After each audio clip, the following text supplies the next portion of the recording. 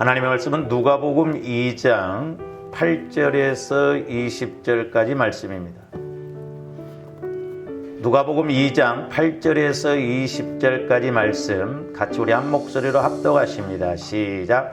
그 지역에 목자들이 밤에 밖에서 자기 양떼를 지키더니 주의 사자가 곁에 서고 주의 영광이 그들을 두루 비추매 크게 무서워하는지라. 천사가 이르되 무서워하지 말라. 보라, 내가 온 백성에게 미칠 큰 기쁨의 좋은 소식을 너희에게 전하노라. 오늘 다윗의 동네에 너희를 위하여 구주가 나셨으니 곧 그리스도 주시니라. 너희가 가서 강보에 쌓여 구유에 누워 있는 아기를 보리니 이것이 너희에게 표적이니라 하더니 보려니 수많은 천군이 그 천사와 함께 하나님을 찬송하여 이르되 지극히 높은 곳에서는 하나님께 영광이요 땅에서는 하나님이 기뻐하신 사람들 중에 평화로다 하니라.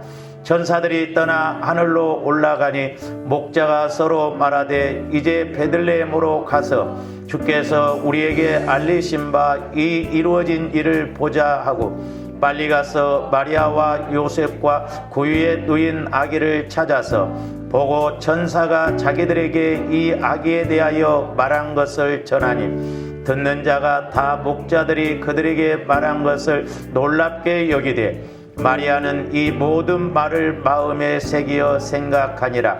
목자들은 자기들에게 이르던 바와 같이 듣고 본 그 모든 것으로 인하여 하나님께 영광을 돌리고 찬송하며 돌아가니라.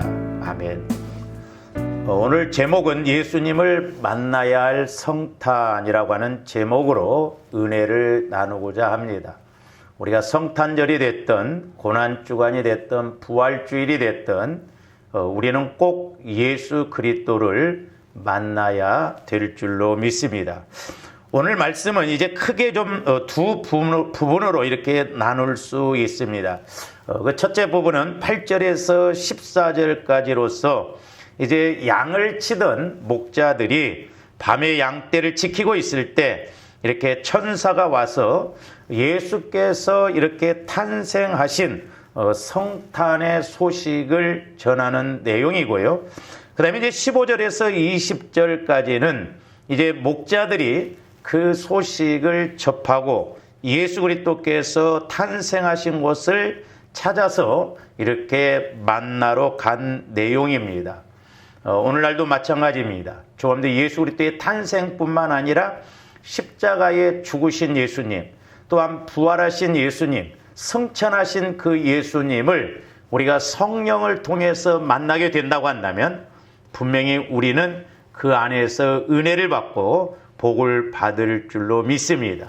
예를 들어서 우리가 십자가에 못 박히신 예수 그리스도를 만난다고 한다면 내 죄의 문제가 해결되어진다든지 질병의 문제가 해결되어졌는지 그렇게 되고요.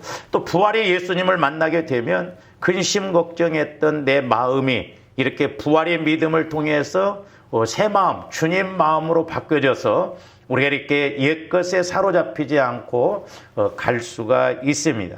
그래서 이제 오늘 말씀에서처럼 저와 여러분들도 목자들이 천사를 통해서 예수 그리스도의 탄생을 먼저 이렇게 체험한 것처럼 우리들도 성령 하나님께서 오늘 또 여전히 우리에게 말씀하시는 예수 그리스도를 체험하고 그 체험한 말씀을 가지고 기도도 하고 우리가 그 말씀 따라서 순종할 때 우리에게도 놀라운 이런 은혜가 주어질 줄로 믿습니다. 사실 이제 당시에 그 양치는 목자들이라고 한다면 오늘날 우리가 좀 이렇게 생각하는 것과 같이 평안한 안식과 낭만적이고 목가적인 그런 분위기가 느껴지는 그런 목자들의 상이 아닙니다. 예수님 탄생 당시 이렇게 팔레스타인 그 목자들의 삶은 그야말로 그렇게 순탄하지 않는 삶이었습니다. 그들은 평범한 이렇게 평민이었지만 실상은 이렇게 경제적으로 본다고 한다면 중류층 이하의 그런 천민에 가까운 생활을 했다는 것을 그 당시에 이렇게 사회적 정황에 비추어 보면 알 수 있습니다.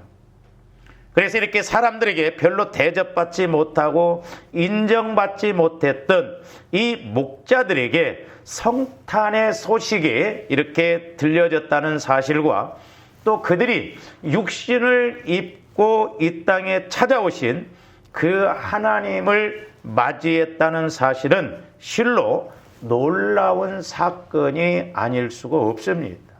오늘날도 분명히 예수님은 저와 여러분들에게 찾아오십니다. 그러려면 이제 오늘날도 저와 여러분들이 그 나를 찾아오도록 또 나를 만나러 오도록 하신 그 예수님을 맞을 우리가 믿음과 마음이 되어져야 될 줄로 믿습니다. 그래서 오늘 저와 여러분들은 좀 오늘 말씀을 통해서 목자들이 이렇게 어떠한 마음가짐과 태도로 성탄을 맞이했는가를 이렇게 생각해 보시는 그런 시간이 되시기를 바랍니다.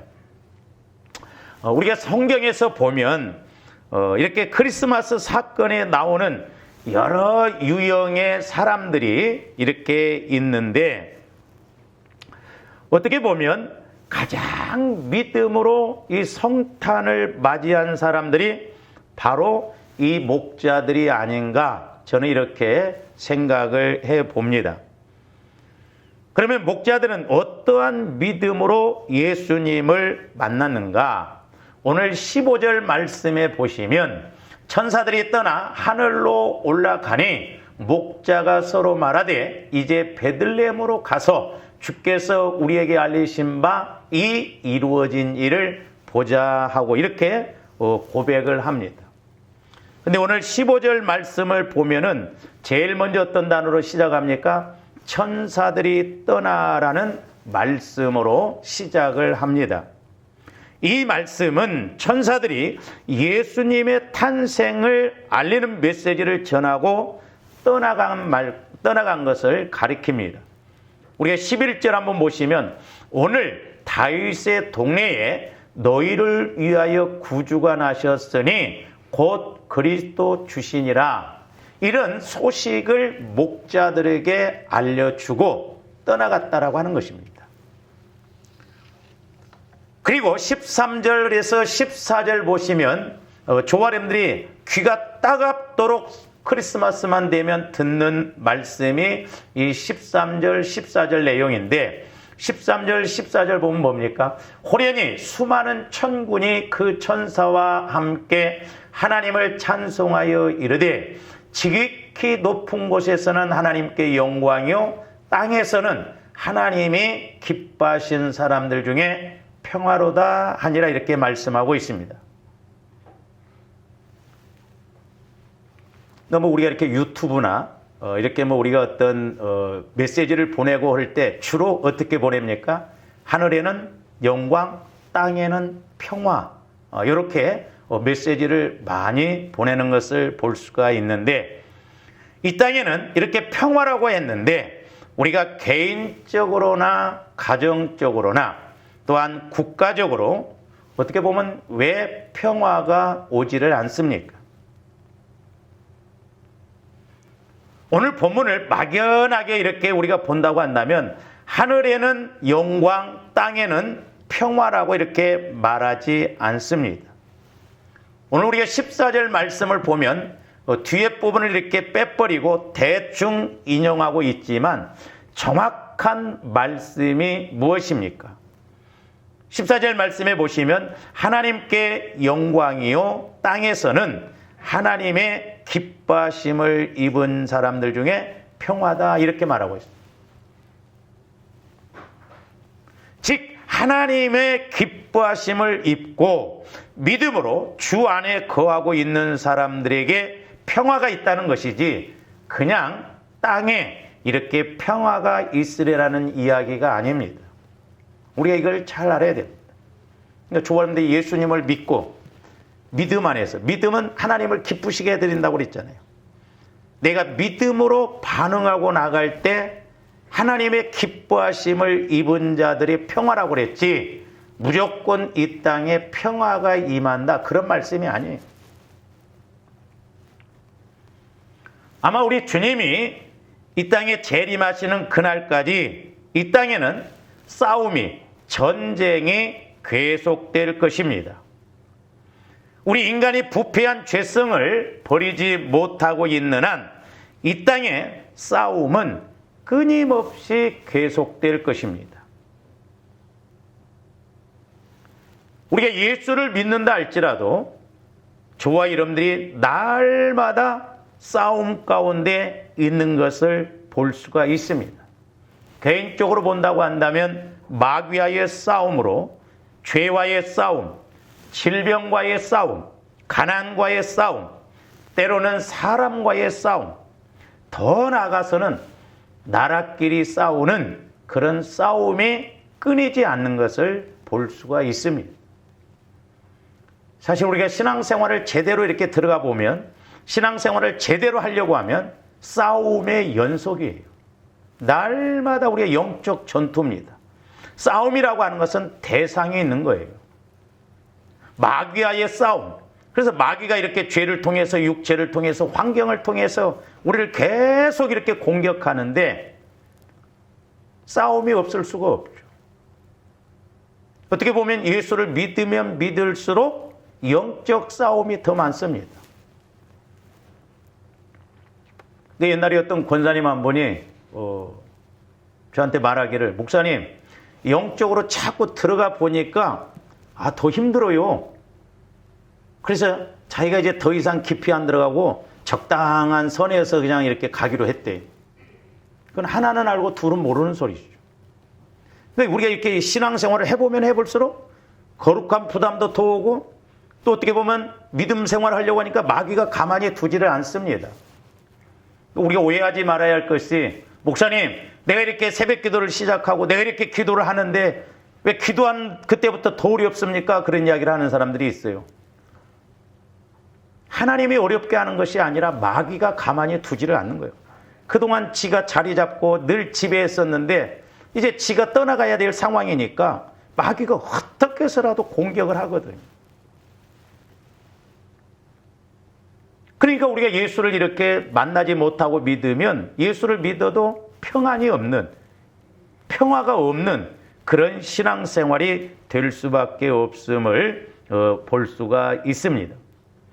그러나 분명한 것은 싸움과 이렇게 분요와 고통의 세상 한복판에서도 누릴 수 있는 평안, 이것이 우리 예수님께서 저와 여러분들에게 약속하신 평안입니다.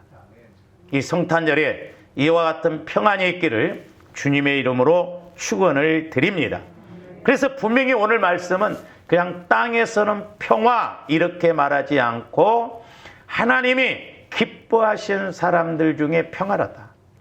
그러니까 이렇게 하나님의 기뻐하심을 입고 믿음으로 살아가려고 하는 사람들에게는 환경이, 때로는 육신이 어렵고 힘들지만 분명히 우리 주님이 주시는 평화가 있다라고 하는 것입니다. 다윗의 동네에 그리스도께서 오셨고 또 예수님으로 말미암아 하나님께는 영광, 땅에서는 기뻐하심을 입은 사람들 중에 평화가 분명히 임하게 되었습니다. 천사가 이런 메시지를 전했지만은 만약에 목자들이 믿지 않았다고 한다면 어떻게 하겠어요? 그뿐이거든요. 그러니까 우리가 신앙생활하면서 말씀을 읽고 설교를 들을 때 이런 영적인 원리 공식을 잘 알아야 될 줄로 믿습니다. 그러니까 저와 여러분들도 8절부터 14절의 그런 체험이 먼저 이루어져야 돼요. 이거 없이는 우리 또 오늘날도 똑같거든.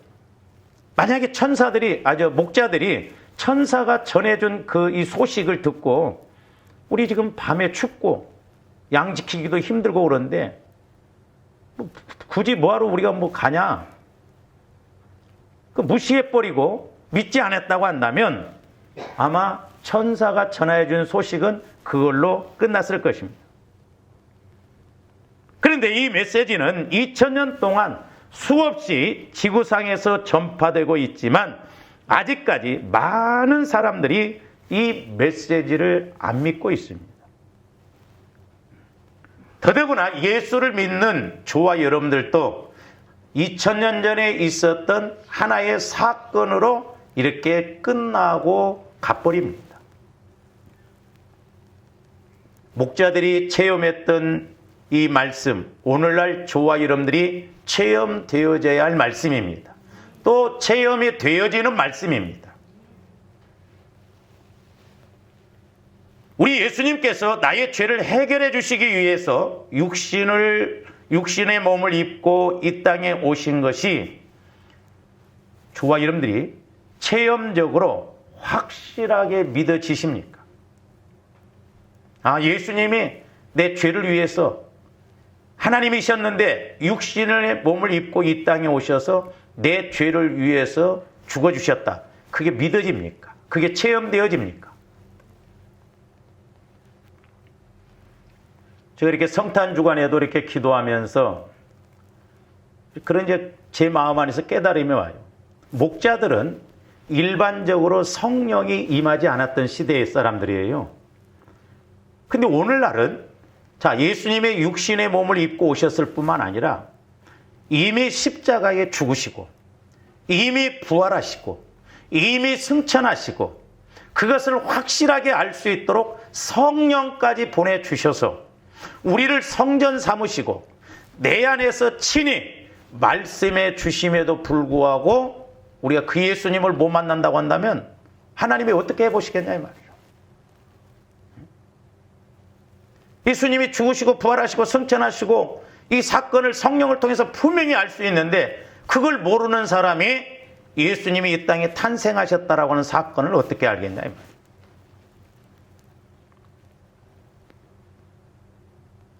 그래서 저와 여러분들이 날마다 성령 하나님을 통해서 이런 사건의 말씀, 이런 은혜의 말씀이 체험되어져야 될 줄로 믿습니다. 그러니까 많은 사람들이 어떤 성탄을 맞이해도 그냥 세상적인 것으로 이렇게 알아가요.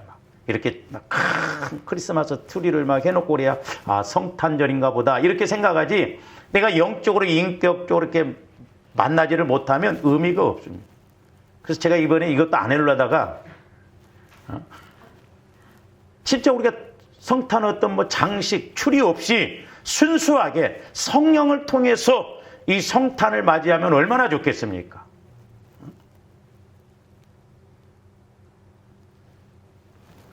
옛날에 저희 어머님이 살아계셨을 때 이렇게 명절을 찾고 그럴 때 뭐 누가 아프고 그러면 아야야야 명절이 뭔 의미가 있냐 지금 사람이 아파 죽겠는데 그런 말씀을 많이 하셨거든요. 이번에도 어떤 면에서는 코로나로 인해서 우리가 힘들고 그러는데 막 어떤 외적인 것에 막 그렇게 할 때 과연 예수님이 기뻐하시는가? 저와 여러분들이 어떤 외적인 현상으로가 아니라 성령 하나님을 통해서 말씀을 통해서 목자들이 천사가 알려준 이 영광스러운 성탄의 소식을 접했던 것처럼 우리들도 그런 은혜가 있기를 주님의 이름으로 축원을 드립니다. 이제 이런 것들을 우리가 이렇게 설교로 한번 적용을 해보자고요. 우리가 설교가 중요하긴 하지만 그것보다 더 중요한 것은 설교가 끝난 후에 여러분들이 전파된 메시지에 어떤 반응을 보이는가 하는 것이에요. 내가 설교를 듣고 어떤 반응을 보이는 것인가? 그게 더 중요해요. 지금 목자들은 예수님의 성탄 소식을 듣고 끝나지 않고 반응한 것이 나오는데 오늘 15절부터 20절 내용이 그거예요. 그러니까 우리가 예수님을 믿는 것은 분명히 두 가지가 같이 가져야 돼요. 다시 말해서 내가 설교를 들었다는 사실이 중요한 것이 아니라 설교를 통해서 나에게 들려온 하나님의 말씀 앞에 내가 어떤 반응을 보이고 있는가라는 점이 훨씬 더 중요하다고 하는 것이에요. 저도 조금이나마 이렇게 성령의 인도를 받아보니까 보통 우리는 내 생각, 내 마음 갖고 하나님을 찾으려고 하는데 이제 성령의 인도를 받아보면 하나님의 시각에서 나를 바라보고 이렇게 가려고 합니다. 그러니까 뭔 말이냐면 하나님께서 성령을 통해서 내게 어떤 말씀을 주셨으면 그 말씀을 가지고 나를 바라보고 내 환경을 다스리고 간다 이 말입니다.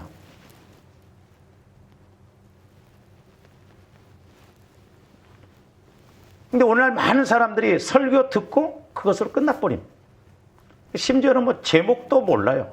나갈 때 오늘 제목이 설교 제목이 뭐였죠? 뭔 설교였지? 제목이? 그러니까 우리는 소위 말해서 그냥 듣고 끝나버려요.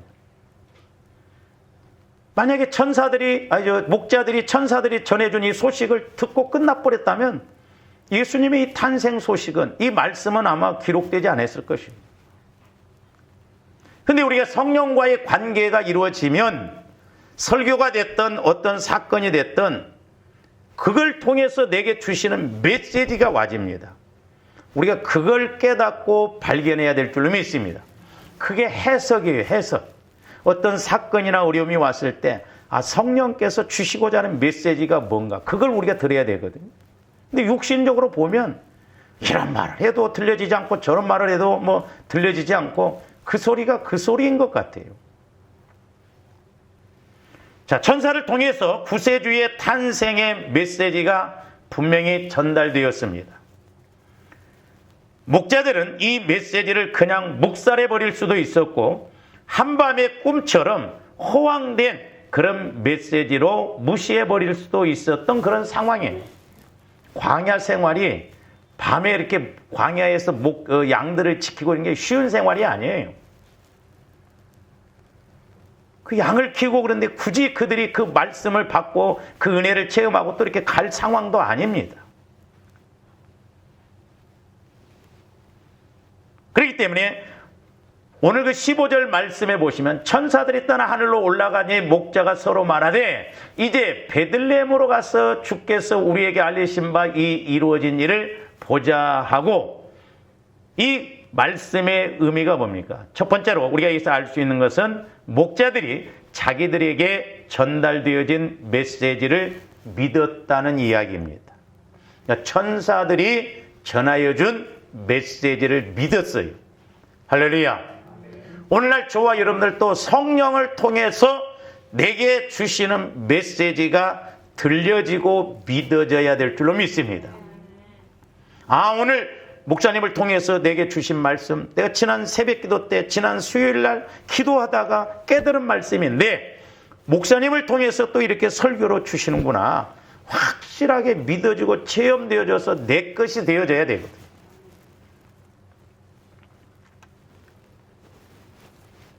오늘 설교 들어보니까 김 집사가 들었더라면 딱 좋았을 말씀이네. 삽질하지 말고. 제가 이런 측면에서 때로는 제가 설교하는 것이 제가 설교를 잘해서 그런다는 게 아니라 그 메시지가 꼭 누가 들어야 할 메시지라고 한다면 그 사람이 그걸 못 듣는다고 한다면 아까워요.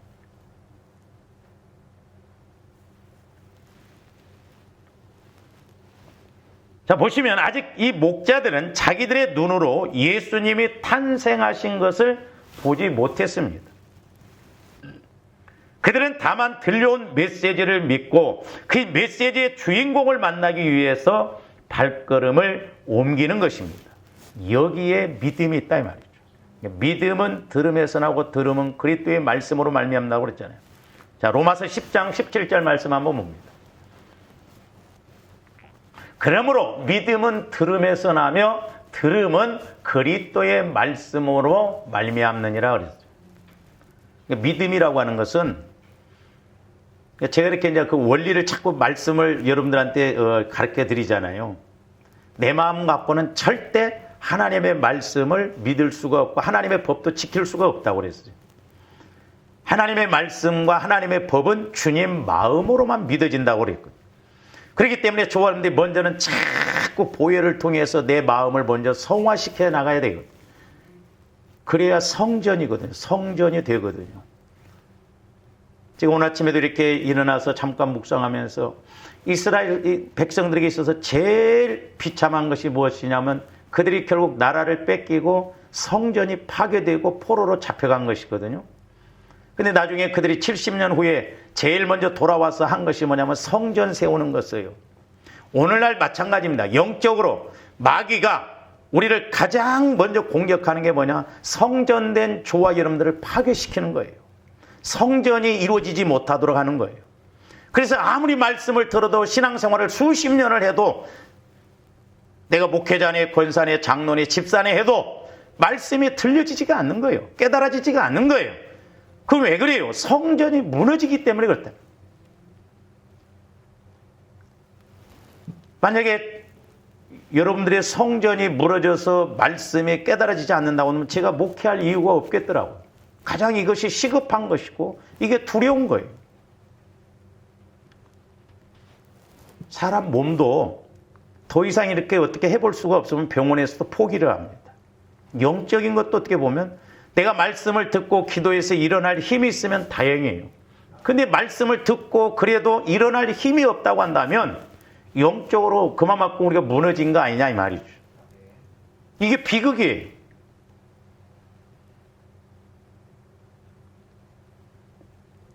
지금 목자들은 천사들이 전하여 준 말씀을 확실하게 믿었어요. 그래서 로마서 10장 오늘 17절 말씀, 믿음은 들음에서 나고 들음은 그리스도의 말씀이라고 그랬는데, 이제 성령을 통해서 저와 여러분들이 자꾸 내가 주님 마음 안에서 들어야 돼요. 그러니까 설교가 됐든 뭐가 됐든 간에 내가 주님 마음이 이루어지면 성령은 어떤 채널을 통해서라도 깨닫게 해주시거든요. 그러면 소위 들려지고 아 그런 의미구나 믿어진다 이 말이에요. 믿음은 이렇게 언제나 들음에서 납니다. 들음에서 나요. 그렇기 때문에 좋아하는데 성령을 통해서 많은 말씀을 듣는다고 한다면 그만큼 내 믿음이 성장하는 거예요. 귀로만 들으면 그 의미가 없습니다. 뿐만 아니라 나에게 들려온 하나님의 말씀 앞에서 내가 어떻게 반응하는가, 그것도 믿음이에요. 아직 눈으로 본 상황이 아니라 해도 내게 들려온 하나님의 말씀에 근거하여 하나님께서 우리 가운데 행하실 그 놀라운 일을 믿을 수 있는가? 근데 신기하게 성령을 통해서 말씀이 들려지면 내 마음이 아니라 주님 마음 안에서는 믿어져요. 아직 환경이 그렇게 이루어지지 않았다 할지라도 믿어집니다. 이게 눈에 보이지 않는 걸 믿고 가는 것이 육신적으로 보면 미친 사람이고, 영적인 것으로 보면 믿음의 사람이에요. 눈에 보이지 않는 것을 보고 간다? 미친 사람이나 그렇게 하지 누가 그렇게 하겠어요?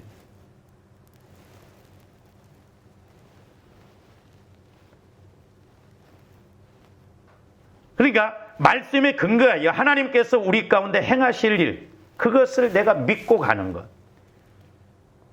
이러한 것으로 저와 여러분들의 믿음을 측정할 수 있습니다. 그래서 히브리서에서는, 히브리서 기자는 이렇게 말합니다. 히브리서 11장 1절 한번 봅니다. 믿음은 바라는 것들의 실상이요 보이지 않는 것들의 증거입니다. 그러니까 믿음은 바라는 것들의 실상. 그러니까 말씀이 와지면 소위 말해서 보여집니다. 실상이 보여져요. 그러니까 예를 들어서 제가 여러분들 기도를 하고 중복 기도를 하고 이렇게 할 때 말씀이 딱 와지면 그 실상이 보여져요.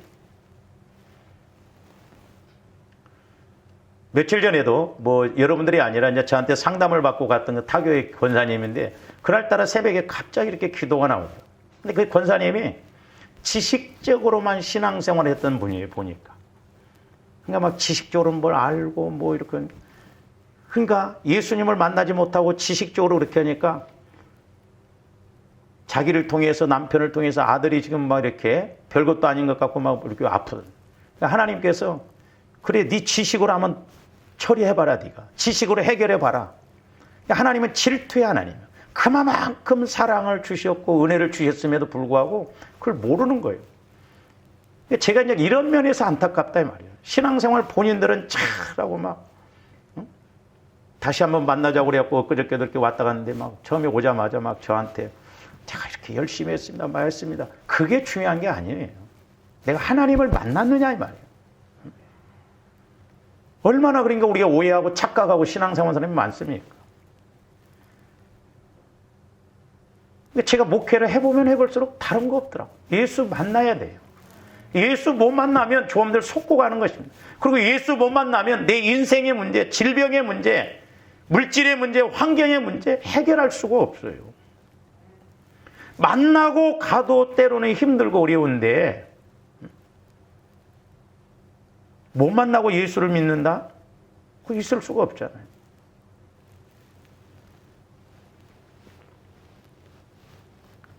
아직 눈으로 보인 바 된 사실이 아니지만 들려온 메시지의 근거에서 믿는 것, 이것이 신앙의 출발점이에요. 우리는 15절 말씀에서 목자들의 이 귀한 믿음을 볼 수 있습니다. 천사들이 나타나서 메시지를 전했다는 사실보다도 그 메시지를 받아들이고 또한 믿었다는 사실이 더 소중한 것입니다.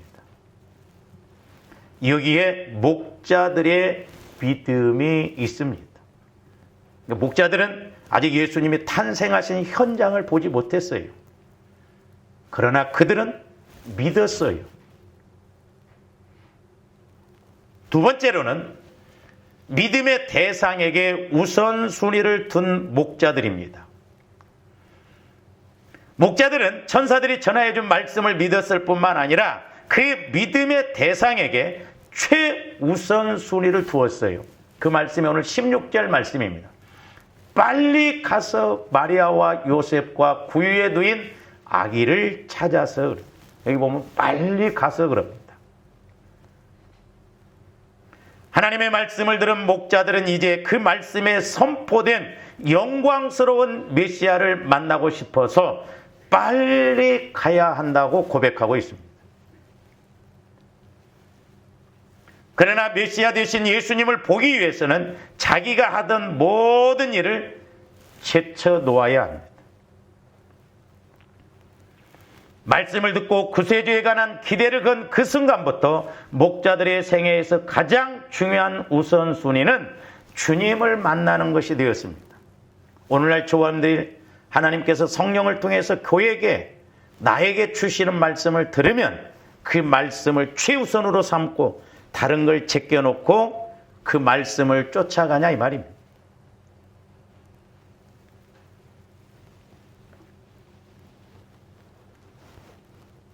오늘 말씀에서 보면 목자들은 믿음의 대상에 대해서 우선순위를 두고 행동한 목자들의 아름다운 모습을 볼 수가 있습니다. 어떻게 보면 오늘날 현대인들의 신앙생활을 한번 점검해 보세요. 내 삶에 예배가 가장 먼저인가?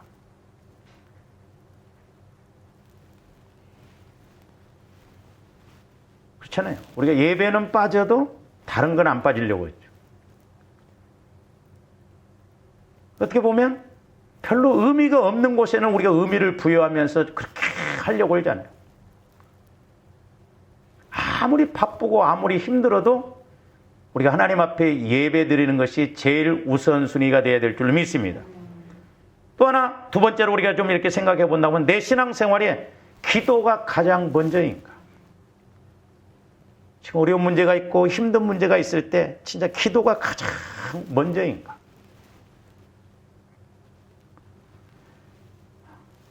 제가 어떤 때는 새벽에 막 여러분들 들으라고 제가 막 큰 소리로 하는 게 아니에요.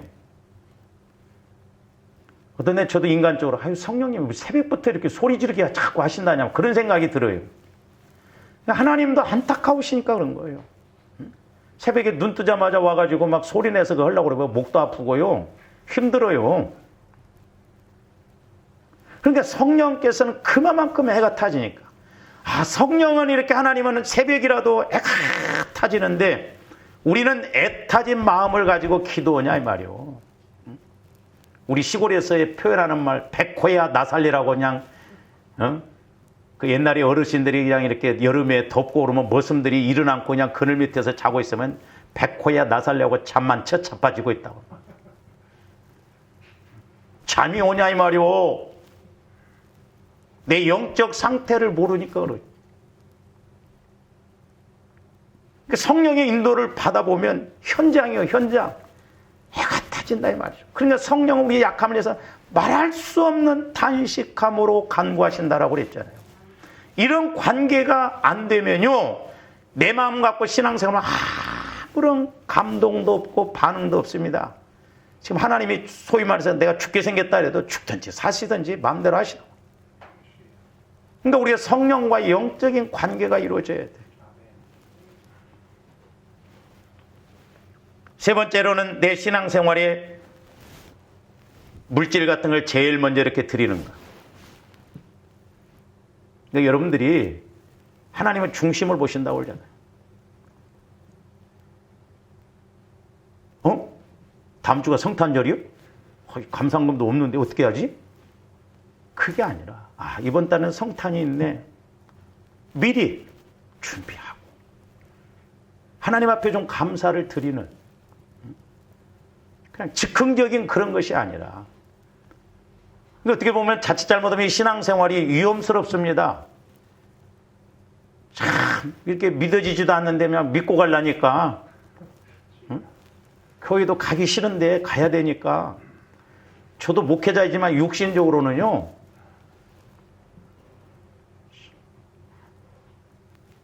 요즘 젊은 목사님들은 뭐 새벽기도도 안 해, 수요일 날도 안 해. 그러면 참 좋더라고. 나도 좀 그렇게 봤으면 좋겠어. 얼마나 편할까.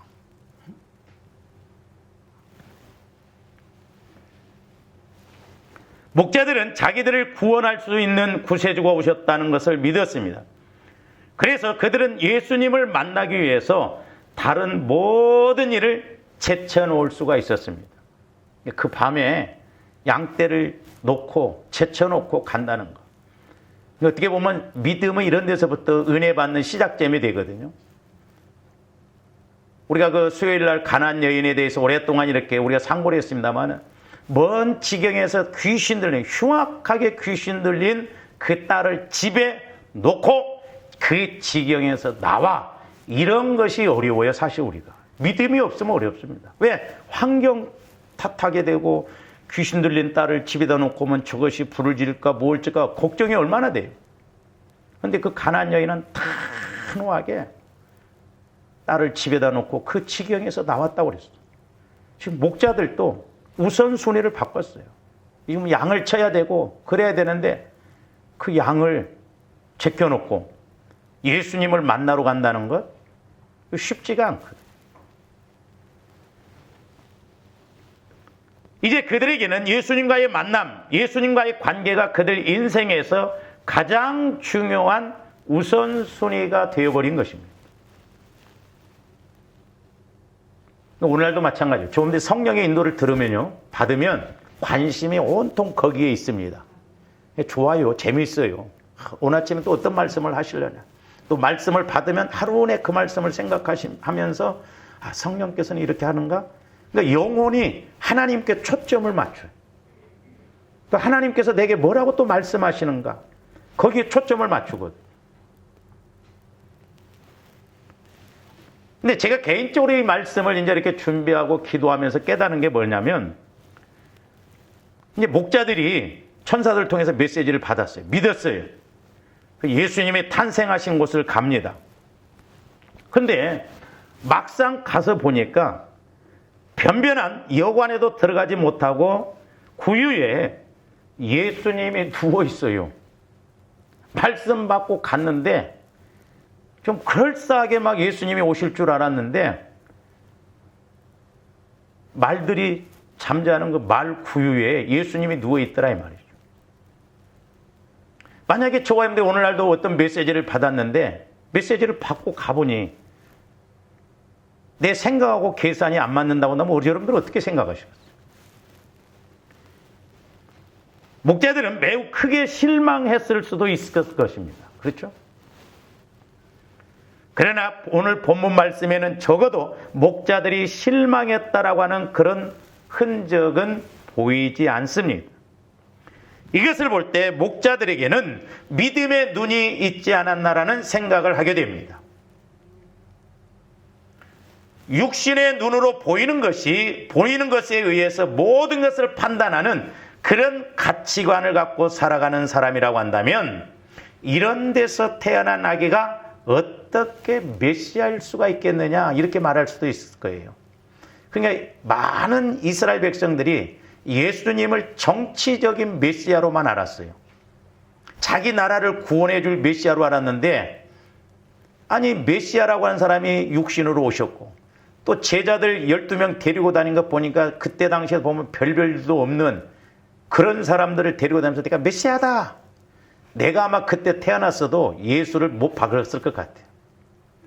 저런 게 뭔 예수냐, 저게 거지 나부랭이 같은 것들 데리고 메시아다. 그래서 그것도 또 할렐루야 하고 막 이렇게.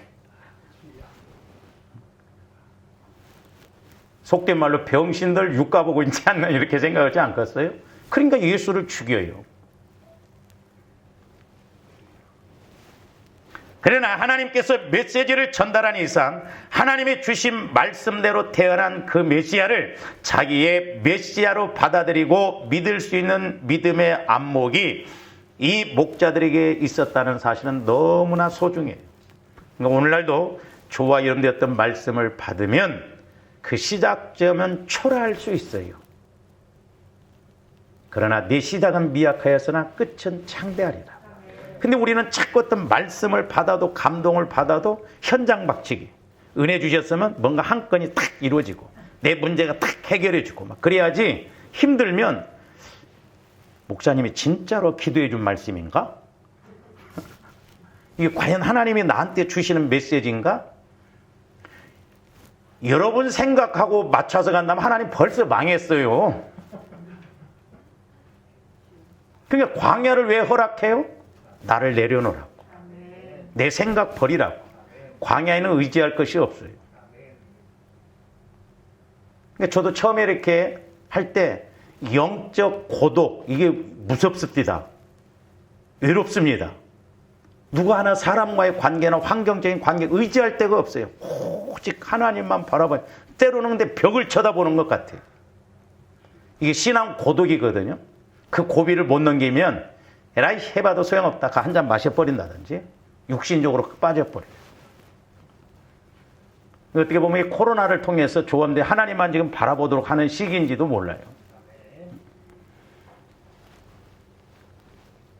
신앙의 본질이 무엇입니까?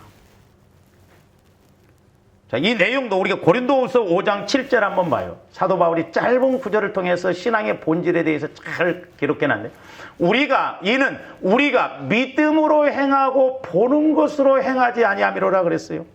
저와 여러분들 자꾸 어떤 육신의 눈으로 보고 또 그렇게 만족이 돼야 행하려고 하는데, 믿음은 보이는 것이 아니라 내가 말씀을 받았으면 보이지 않지만 그 말씀을 믿고 따라가는 것이 믿음이에요.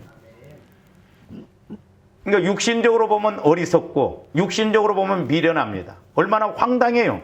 보이지 않는 것을 보는 것처럼 믿고 간다? 그래서 사도 바울은 고린도후서 5장 7절 이 짤막한 구절에서 신앙생활의 본질이 무엇인가를 저와 여러분들에게 잘 설명해 주고 있습니다. 사랑하는 성도 여러분, 여러분들은 날마다 무엇으로 살아갑니까?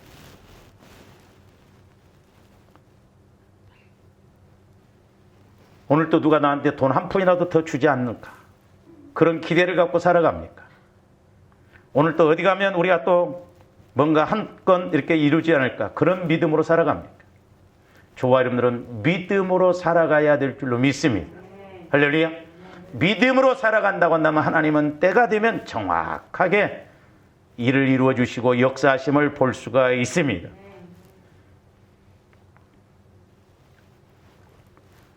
그러므로 믿음으로 살아간다는 것은 눈에 보이는 것을 근거로 삼지 않아요.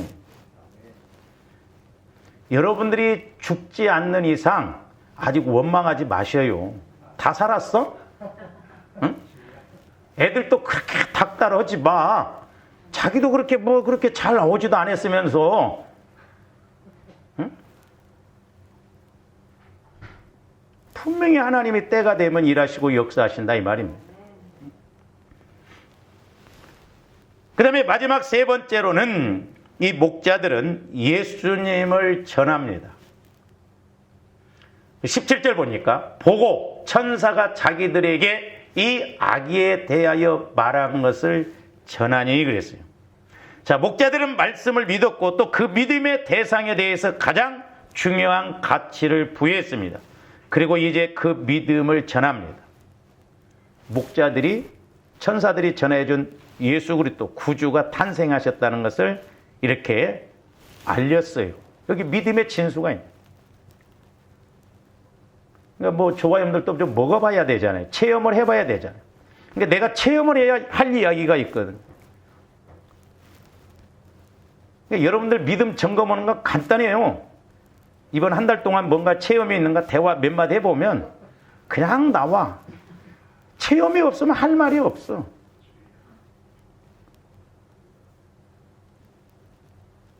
그러니까 밥을 먹어도 밥 먹고 끝나버리는 거예요. 제가 욕심인가요? 때로는 조합들이 이렇게 예배 드리고 좀 이렇게 하면 뭔가 좀 막 이렇게 막 은혜 받아서 좀 그런 것도 이야기하고 좀 물어보기도 하는데 일절 그런 게 없어.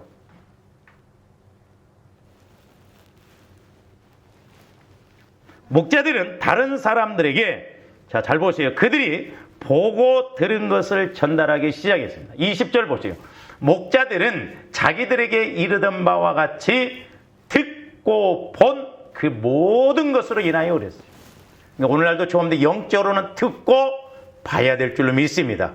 영안이 열려지고 귀가 열려져서 성령께서 오늘 또 교회를 통해서 나에게 주시는 말씀을 듣고 보면 우리가 영광을 돌리고 찬송을 돌리고 또한 그것을 증거할 수가 있는 것입니다.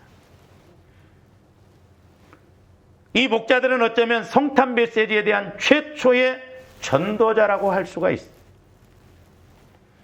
그리고 영광을 돌리며 찬송하며 돌아갔다 이렇게 말합니다.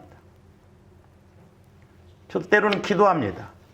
여러분들이 체험한 예수님. 그래서 이렇게 이야기를 하다 보면 저것도 설교한 내용이구나. 나도 깨달아야 할 내용이구나. 좀 이런 것을 저도 자꾸 깨닫고 싶어요. 왜? 영적인 것은 새롭고 누가 깨달았었는지 내게 도전도 되고 내게 은혜가 되기 때문에 그렇거든.